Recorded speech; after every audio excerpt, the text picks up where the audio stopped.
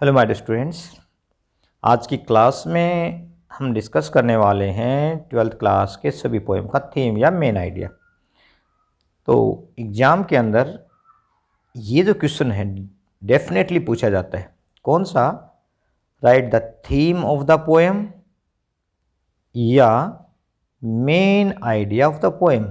ठीक है, main idea of the poem.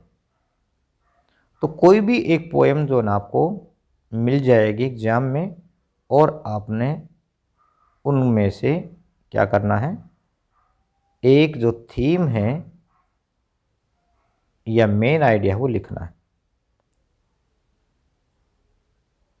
ठीक है, तो नेम ऑफ द पोएम और नेम ऑफ द पोएम ये दूसरा क्वेश्चन पूछा जाता है।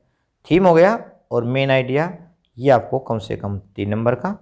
और इसके अलावा एक क्वेश्चन और पूछा जाता है जिसमें आपसे पूछते हैं what is the name of the poem और नेम ऑफ द पोइट।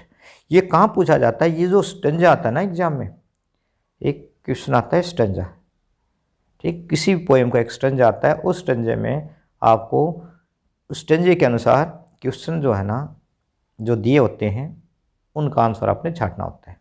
लेकिन एक क्वेश्चन बड़ा ही कॉमन होता है, वो क्या होता है? Name the poem and the poet. तो यहाँ पर आज की इस वीडियो के बाद आपको ये जो है 1 नंबर यहाँ इसमें मिलने वाला है, क्योंकि मैंने प्रत्येक पोएम का name the poem name the poet दोनों लिखे हुए हैं। तो एक थीम का हो गया 3 नंबर और 1 नंबर हो गया आपका नेम ऑफ द पोएम और पोइट का। ठीक है, तो कहने का मतलब क्या है, आज की इस क्लास में आपको 4 नंबर डेफिनेटली मिलने वाले हैं। तो बड़े ही ध्यान से समझना है। ठीक है, आसान सी लैंग्वेज है, आप बिल्कुल अपने आप भी कर सकते हैं, लेकिन थोड़ा सा एक्सप्लेन करने के बाद जल्दी समझ आ जाएगा।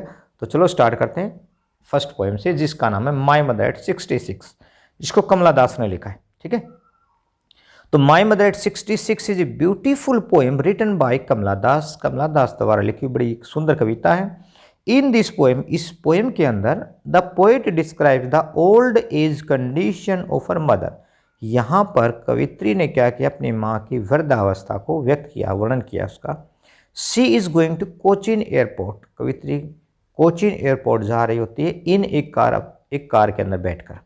Her mother is seating beside her, उसकी माँ भी उसके बगल में बैठी हुई है। सी इज डोजिंग, वह उबासी ले रही होती है। डोजिंग माने उबासी लेना, या डोजिंग के बाद फुल स्टॉप लगा देना। ठीक है, हर माउथ इज ओपन, और उनका मुंह जो है खुला हुआ है। किसका मुंह खुला हुआ है? उनकी माँ का मुंह जो है खुला हुआ है। आमतौर पर जब हम उबासी लेते हैं तो मुंह खुल ही जाता है, ऐसे ही कवित्री की माँ का मुंह भी खुला हुआ है, क्योंकि वह भी डोजिंग कर रही है, उबासी ले रही है। She looks pale like a dead body. अब कवित्री की माँ कैसी दिख रही है? पेल, पीली दिख रही है, लाइक ए डेड बॉडी, एक मृतक शरीर के जैसे। देखिए, मृतक शरीर के अंदर क्या होता है? खून तो होता ही नहीं। ठीक है, या खून का कहते हैं पानी बन जाता है।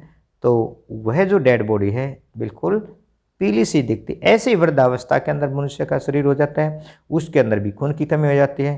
तो यहाँ पर कवित्री ने क्या की है, उस कवित्री के माँ के शरीर की तुलना या उसके रंग की तुलना किसी की है? डेड बॉडी के से की। ठीक है, the poet realises that her mother will not live very long. कवित्री को ऐसा लगता है कि शायद उसकी माँ अब ज़्यादा लंबे समय जिंदा नहीं रहेगी।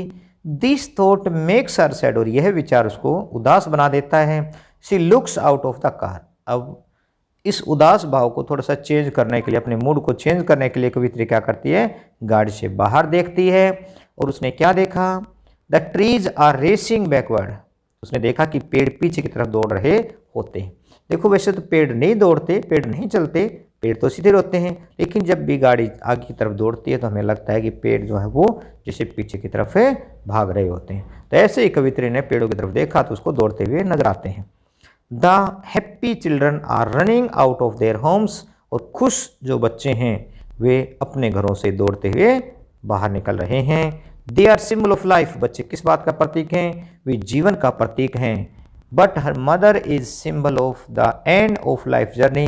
लेकिन कवित्री की जो माँ है वह जीवन के अंतिम जो यात्रा होती है उसका प्रतीक है, मतलब जीवन के अंत का प्रतीक है। तो ये थी हमारी फर्स्ट पोएम। अब आते हैं हम सेकंड पोएम के ऊपर, जिसका नाम है कीपिंग क्वाइट, जिसको पेब्लो नेरूडा ने लिखा है। Keeping quiet is a beautiful poem written by Pablo Neruda. Pablo Neruda के द्वारा लिखी बड़ी सुंदर कविता है। It is an anti war poem, ये बड़ी ही सुंदर कविता है, लेकिन इसका थीम क्या है, किस बात को उजागर किया गया या किस चीज़ को लेकर कवि ने इसको लिखा है, ये है एंटी वार पोएम। ठीक है, युद्ध विरोधी कविता है ये। The poet stresses the need of introspection, कवि बड़ा ही गहरा जो प्रभाव डालते हैं किस बात के ऊपर, किस बात पर जोर देते हैं, इंट्रोस्पेक्शन के ऊपर। भाई इंट्रोस्पेक्शन की क्या आवश्यकता है, इस पर जोर डालते हैं इस कविता के माध्यम से। Quite introspection is the solution to the all kind of problems. कवि कहता है कि भाई शांत रहकर यदि हम आत्मनिरीक्षण करते हैं तो यह हर प्रकार की समस्याओं का समाधान होता है। देखो आत्मनिरीक्षण क्या होता है, ये विचारधारा करना कि हमने क्या गलत किया है, क्या सही किया है, क्या करना चाहिए, ये सभी इंट्रोस्पेक्शन होता है। तो कवि कहता है यदि हम क्वाइट इंट्रोस्पेक्शन करते हैं, शांत रहकर चुप रहकर चिंतन करते हैं तो हमारी बहुत सारी समस्याओं का समाधान निकल आता है। The poet suggest that we should stop our activities for some time. कवि सुझाव देते हैं कि हमें कुछ समय के लिए अपनी सारी गतिविधियों को रोक देना है एंड डू इंट्रोस्पेक्शन, और हमें क्या करना है, आत्मनिरीक्षण करना है। It will help us to understand ourself. इस आत्मनिरीक्षण का फायदा क्या होगा, इससे हमें अपने आप को समझने में सहायता मिलेगी। तो कुछ सबसे बड़ी समस्या यही है, मनुष्य जो है ना वो अपने आप को ही समझ नहीं पाते हैं। ठीक है, तो यदि हम अपने आप को समझ लेंगे, अपनी गलतियों को, अपनी अच्छाइयों को, अपनी बुराइयों को जान लेंगे, तो हम अपने जीवन को और साथ ही साथ दूसरे लोगों के जीवन को भी हम अच्छा बना सकते हैं। तो कवि इसी बात पर जोर देता है कि हमें क्या करना है, क्वाइट इंट्रोस्पेक्शन करना है। इससे हमें क्या फ़ायदा होगा, it will help us to understand ourselves. इससे हमें अपने आप को समझने में सहायता मिलेगी। Then we can start our activities in a better way. फिर हम अपने, यहाँ पर स्टार्ट की स्पेलिंग ठीक कर लेना भाई, START लिख देता हूँ मैं, START स्टार्ट। ठीक है, इसमें R रह गया, START, तो यह इसको ठीक कर लें, इसको हटाकर। तो then we can start our activities in a better way. यदि हम इंट्रोस्पेक्शन के बाद हम किसी कार्य को करेंगे तो हम कहीं अधिक अच्छे तरह से, बेटर वे माने अच्छी प्रकार से, अच्छे मतलब तरीके से अपने कार्य को कर पाएंगे। But it is strange that people are not paying any attention to follow this advice. लेकिन यह बड़ा अजीब लग रहा है कि लोग जो है ना इस एडवाइस की तरफ, इस सुझाव को की तरफ कोई ध्यान ही नहीं दे रहे हैं। पे अटेंशन का मीनिंग होता है ध्यान देना। कवि कहता है कि लोग इस प्रकार के सुझाव को मानने को तैयार नहीं है, कोई सुनने को तैयार ही नहीं है। समाज का कुछ ढांचा ही बदलता हुआ कवि को नजर आता है। ठीक है, तो लोग जो हैं कवि की इस बात की तरफ, इस सुझाव की तरफ कोई ज़्यादा ध्यान देते हुए नजर नहीं आते हैं। तो यह बात कवि को बड़ी अजीब लगती है। They are making harm to the society as well as to themselves. इस प्रकार से यदि वे कवि की बात पर, इस एडवाइस पर ध्यान नहीं देंगे, क्वाइट इंट्रोस्पेक्शन पर ध्यान नहीं देंगे, क्वाइट इंट्रोस्पेक्शन नहीं करेंगे, तो इससे क्या होगा, वे अपना नुकसान करने के साथ साथ समाज का भी नुकसान करेंगे। क्योंकि चैरिटी बिगिंस एट होम। ठीक है, शुरुआत तो घर से ही होती है। यदि हम अपने आप को ही नहीं सुधारेंगे तो समाज कैसे सुधरेगा। यदि हम गलत करते जाते हैं तो धीरे धीरे समाज भी दूषित होता जाएगा। ठीक है, तो अब हम आते हैं अपने थर्ड पोएम पर, जिसका नाम है ए थिंग ऑफ ब्यूटी। इसको जॉन कीट्स ने लिखा है। A thing of beauty is a beautiful poem written by John Keats. बड़ी सुंदर कविता है जिसको जॉन कीट्स ने लिखा है। आप कहेंगे सर आपने ये लाइन तो सभी के लिए कॉमन लिख दी। हाँ बिल्कुल बिल्कुल कॉमन, जानबूझकर लिखी हुई है। क्योंकि यदि आप एक बार शुरुआत कर देते हैं ना, लिखने की शुरुआत यदि आपने कर दी तो आप आगे धीरे धीरे और जोड़ सकते हैं। ठीक है, तो ऐसे आपने शुरुआत करनी। इन this poem the poet says that, इस कविता के अंदर कवि कहते हैं कि ए thing of beauty is a joy for ever, कि एक जो सुंदर चीज़ होती है ना उसकी खुशी हमेशा के लिए होती है।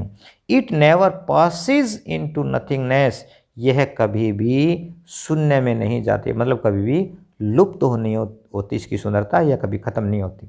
एक सुंदर चीज़ की सुंदरता कभी भी ख़त्म नहीं होती है। It's loveliness increases day by day, इसका जो सुंदरता है वह दिन प्रतिदिन बढ़ता जाता है, कम नहीं होता है। इंक्रीज माने बढ़ना। It leaves A last impression on us, और ये हमारे ऊपर बड़ी अमिट छाप छोड़ देती है, लंबे समय तक रहने वाला प्रभाव छोड़ देती है। लास्टिंग इम्प्रेशन क्या होता है? अमिट छाप, मतलब जो कभी न मिटने वाली हो। It also makes us forget the sorrows and suffering of the world, यह हमें संसार के दुखों और कष्टों को भी भूल जाने में सहायता करती है। सफरिंग माने कष्ट, सोरो माने दुख, फॉरगेट माने भूलना। It gives peace of mind and health of body, ये हमें क्या प्रदान करती है? हमारे मन को शांति और शरीर को एक अच्छा स्वास्थ्य प्रदान करती है। Thus it makes our life easy and beautiful, इस प्रकार ये जो सुंदर चीज़ होती है हमारे जीवन को सरल बनाती है और सुंदर भी बनाती है। Next poem, poem number 4, a road side stand, इसको रॉबर्ट फ्रॉस्ट ने लिखा है। A road side stand is a beautiful poem written by Robert Frost, Robert Frost द्वारा लिखी गई बड़ी सुंदर कविता है। In this poem the poet presents the pathetic condition of the poor villagers, यहाँ पर कवि ने ग्रामीण लोगों के जीवन की बड़ी ही दयनीय अवस्था को प्रस्तुत किया है। ठीक है, दयनीय अवस्था क्यों है? क्योंकि उनको किसी प्रकार की कोई सुविधाएं ज़्यादा प्रदान नहीं हैं उन गरीब किसानों को या उन गरीब ग्रामीणों को। ठीक है, a villager has put up a stand by the side of a bus busy road, sorry. अब कवि एक उदाहरण देता है एक ग्रामीण का, एक व्यक्ति का, जिसने अपना एक स्टैंड बनाया हुआ है। कहाँ पर? By the side of a busy road, एक व्यस्त सड़क के किनारे पर, व्यस्त सड़क के मतलब बिल्कुल साइड में अपना एक स्टैंड बनाया हुआ है, अपना एक ठेला उसने लगाया हुआ है। ठीक है, ही सेल्स सिंपल थिंग्स, वह वहाँ पर रखकर बड़ी ही साधारण चीज़ें बेचता है, क्योंकि इतना धनवान तो है नहीं बड़ी बड़ी महंगी महंगी चीज़ें रखेगा। ठीक है, या अगर इतना वो धनवान होता तो बड़ी सी दुकान भी बना लेता या कहीं एक अच्छा शोरूम खोल लेता, लेकिन वो गरीब किसान जो है या गरीब जो ग्रामीण व्यक्ति है वो इतना महंगा सामान नहीं बेच सकता है, इसलिए उसने साधारण सी चीज़ें रख ली है बेचने के लिए। क्या करता है वो? He sells simple things in order to earn some money for his family. देखो, परिवार को सबको चलाना है, परिवार का पालन पोषण से भी नहीं करना, तो इस व्यक्ति ने भी क्या किया हुआ? साधारण सी चीज़ें, छोटी छोटी चीज़ें, साग सब्जी वगैरह ये जो है ना, इस तरह से उसने रखी हुई है बेचने के लिए, अपने परिवार के लिए कुछ पैसा कमाने के लिए। अर्न माने कमाना। ऑल डे लॉन्ग, पूरा दिन। कार्स कम एंड गो, गाड़ियाँ आती रहती हैं लेकिन चले जाते, मतलब कोई भी गाड़ी वहाँ नहीं रुकती। But nobody stops there to buy something, गाड़ियाँ आती हैं गाड़ियाँ चली जाती हैं लेकिन कोई वहाँ पर खरीदने के लिए नहीं रुकता है। The politician make tall promises to improve their condition, promise माने वादा करना। बड़े बड़े जो राजनेता लोग होते हैं, मतलब वोटों को लेने के लिए इन गरीब किसानों से, इन गरीब ग्रामीणों से वादे तो करते हैं, बड़े बड़े वादे करते हैं।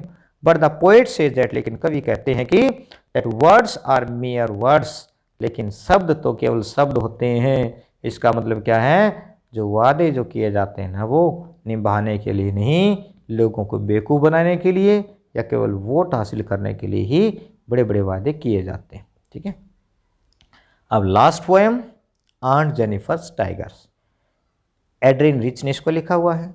ये भी बड़ी सुंदर कविता है। Aunt Jennifer's tiger is a beautiful poem written by Adrienne Rich, तो एड्रिन रिच द्वारा लिखी गई बड़ी सुंदर कविता है ये। The main theme of the poem is to present the miserable condition of the married women, इस कविता का सबसे मुख्य जो थीम क्या है, मुख्य थीम क्या है? एक शादीशुदा औरत के जीवन की व्यथा को व्यक्त करना। मैरिड वुमेन मतलब शादीशुदा औरत, मिजरेबल कंडीशन दयनीय दशा, उसको कवि ने प्रेजेंट किया, प्रस्तुत किया है। She expresses this view through aunt Jennifer's character. अब कवि ने या कवित्री कह लो, एड्रिन रिच कवित्री ने अपने इस कविता के माध्यम से, ठीक है, एक कैरेक्टर बनाया है जिसका नाम है आंट जेनिफर। तो आंट जेनिफर के चरित्र के माध्यम से उसने अपने इस शादीशुदा जीवन की व्यथा को व्यक्त किया। Aunt Jennifer makes tigers on a panel, aunt Jennifer क्या करती है? एक पैनल के ऊपर, एक कपड़े के ऊपर क्या करती है? टाइगर्स बनाती हैं, चीते बनाती हैं। They are symbol of freedom and bravery, जो चीते उसने जो बनाए ना वो किस बात का प्रतीक है? देखिए ये जो पोएम है सिंबॉलिक पोएम है, ठीक है, प्रतीकात्मक कविता है, इसमें अलग अलग प्रतीक जो है ना वो लिए गए हैं। तो यहाँ पर टाइगर किस बात का प्रतीक है? फ्रीडम का, स्वतंत्रता का, एंड ब्रेवरी, बहादुरी का। But aunt Jennifer is neither free nor brave, लेकिन आंट जेनिफर ना तो वो स्वतंत्र है और ना ही बहादुर है। क्यों स्वतंत्र नहीं है? क्योंकि उसका पारिवारिक जो जीवन है वो खुशनुमा नहीं है, ठीक है, उसके ऊपर अत्याचार किए जाते हैं। और बहादुर क्यों नहीं है? क्योंकि वह विरोध नहीं करती। यदि बहादुर होती तो अपने ऊपर होने वाले अत्याचार का विरोध करती। तो चीते जो हैं वो स्वतंत्रता का प्रतीक है, ब्रेवरी बहादुरी का प्रतीक है, लेकिन आंट जेनिफर ना तो स्वतंत्र है और ना ही बहादुर है। She is old, weak and coward. देखो समय के अनुसार उसमें, या समय से पहले मान लेते हैं, समय से पहले वो बूढ़ी हो जाती, कमज़ोर है, और कायर तो वो है ही। क्यों कायर है? क्योंकि विरोध नहीं कर पाती है। तो आंट जेनिफर अब कैसी हो गई है? बूढ़ी है, वीक कमज़ोर है, कावर्ड कायर है, डरपोक है, कावर्ड का भी नहीं, डरपोक या कायर। She has suffered at the hands of her husband, वे अपने पति के हाथों बड़े कष्ट सहन करती है, मतलब उस पर उसका पति जो है ना अत्याचार करता है और उन अत्याचारों को वह सहन करती है, ठीक है। औरत जो होती है ना वो बड़ी ही सहन शक्ति उसके अंदर होती है, जहाँ तक होता है ना पॉसिबल होता है वो अत्याचार को भी सहन कर लेती हैं, लेकिन वह कभी भी विरोध नहीं करती, ठीक है। अब तो थोड़ा सा फर्क पड़ गया, पढ़ा लिखा समाज हो गया, तो अपने ऊपर होने वाले अत्याचार का विरोध करना चाहिए। और ऐसा जो है वर्तमान में बहुत सारी लड़कियां या बहुत सारी औरतें करती भी, ठीक है। तो यहाँ पर आंट जेनिफर को तो ऐसा नहीं दिखाया गया है कि वह विरोध करे, वह तो बेचारे अपने पति के हाथों पीड़ित ही दिखाई गई है। She is in the grip of ordeals which have crushed her, वह क्या है? अपने पति के हाथों पीड़ित है ना, तो पीड़ित है तो वह ऐसी पीड़ाओं से घिरी हुई है जिन्होंने उसे तोड़ दिया है। ऑर्डियल का मीनिंग होता है कठिन घड़ी, कठिन परीक्षा कह लो या पीड़ा कह लो। क्रस्ट का मीनिंग होता है किसी को तोड़ देना। तो ग्रिप मानता है किस चीज़ के, मतलब ग्रिप माने किसी को पकड़ना, हथिया लेना। She is in the grip of ordeals, वह किससे घिरी हुई है? पीड़ाओं से घिरी हुई है, परेशानियों से घिरी हुई है। विच हैव क्रस्ड हर, जिन्होंने उसको तोड़ दिया है। Thus the poet presents the common fate of all married women, इस प्रकार से कवित्री ने क्या किया है? सभी विवाहित जो महिलाएं हैं उनके सामान्य भाग्य को, सामान्य मतलब एक जैसा, ठीक है, समान भाग्य को यहाँ पर प्रस्तुत किया है। कॉमन फेट क्यों कहा है? क्योंकि ज़्यादातर औरतों का भाग्य ऐसा ही होता है, कहीं न कहीं वे किसी न किसी के द्वारा मतलब पीड़ा जो है वो सहन करती हुई दिखती। तो यहाँ पर शादीशुदा जीवन के जो व्यथा है यहाँ पर कवित्री ने व्यक्त किया। तो ये थी हमारी 5 कविताएं, ठीक है। तो मुझे उम्मीद है कि इतनी अच्छी और इतनी साधारण सी भाषा में, इतनी सिंपल लैंग्वेज में आपको ये मैंने जो थीम या मेन आइडिया प्रोवाइड किया है वो आपको एग्ज़ाम के अंदर फुल मार्क्स दिलाएगा। फुल मार्क्स बता दिए, इस थीम के 3 नंबर और प्लस जो हम साथ ही साथ ये करें ना name of the poem, name of the poet 1 number इसका, तो इसका मतलब 4 नंबर आपके बिल्कुल डेफिनेटली आपको मिलेंगे। तो मैं उम्मीद कर सकता हूँ कि आप एग्ज़ाम के अंदर इन 4 नंबरों को तो बिल्कुल भी नहीं छोड़ेंगे, ठीक है। आज की वीडियो जिस बच्चे ने देखी है ना वो जाकर कम से कम ये देखेगा पहला ही क्वेश्चन, अरे सर ने बताया था कि थीम आना है या मेन आइडिया आना है, वो कहाँ है, ठीक है। यदि आपको मिल जाता है तो कमेंट बॉक्स में आप लिखें सर हमें ये थीम जो आपने बताया था हमें मिल गया, और मैं बिल्कुल एज इट इज़ या उसमें भी कुछ ऐड करके मैं लिखाया या लिखाई, और मुझे उम्मीद है कि भाई मुझे फुल मार्क्स मिलेंगे। तो best of luck your exams, मिलते हैं नेक्स्ट वीडियो में।